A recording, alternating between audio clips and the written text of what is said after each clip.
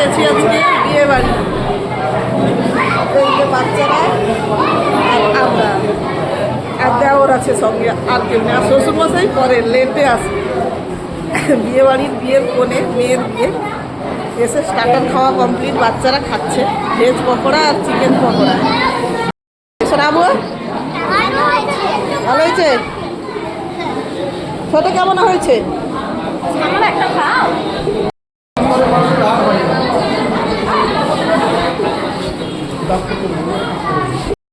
ঘরের পেছনেই পুরো কনের ঘর, মানে আমার ঘরে জানলা দিয়ে মুখ দেখালে কনেকে দেখা যায়। আজকে তাকে সাজানো রূপে দেখছি।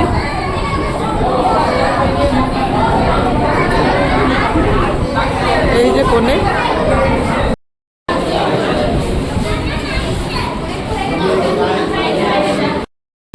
ফার্স্ট কচুরি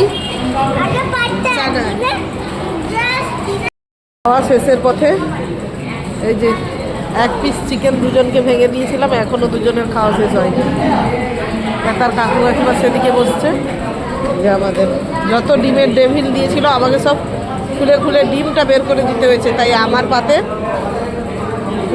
ওই পুরগুলো জমা হয়েছে বাচ্চাদের। এটাই খেতে দেবো না বলি বাচ্চাদের এখানে এসে আর আটকানো যায় না। এই যে আইসক্রিম, এই যে আইসক্রিম তারা এখন পেয়েছে। সন্দেশটা ভালো ছিল, কিন্তু সন্দেশটা মনে হয় বাড়িতে থাকবে, একটা একটা যখন তখন বের করে খাবো সেটা ভালো, একসঙ্গে খেতে ভালো লাগে না।